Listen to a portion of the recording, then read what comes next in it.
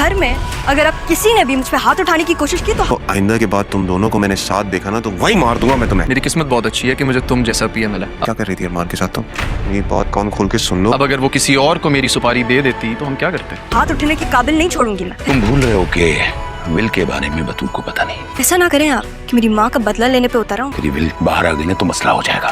घर में राहा नरमीन और उसकी बेटी को साफ साफ कह देगी कि अगर इस घर में किसी ने मुझ पर हाथ उठाने की कोशिश की तो वो मैं हाथ तोड़ दूंगी और मुझे मेरी माँ का बदला लेने पर मजबूर मत किया जाए। आज के बाद कोई भी ऐसा मत करे। जिस पर कबीर भी अपनी बेगम को डांट देगा और कहेगा कि तुम्हारा कोई हक नहीं कि तुम मेरी बेटी राहा के साथ बुरा सलूक करो।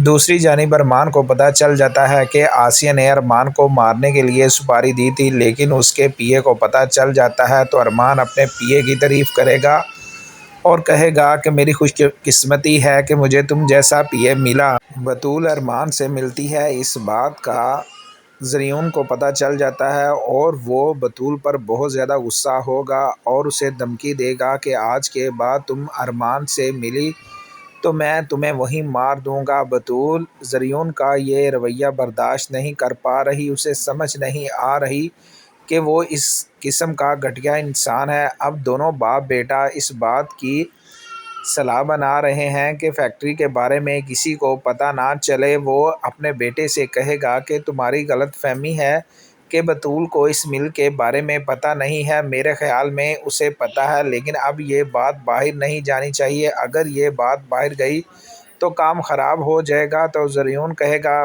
बाबा फ़िक्र ना करें, ये बात कहीं नहीं जाएगी, बतूल मेरे कंट्रोल में है।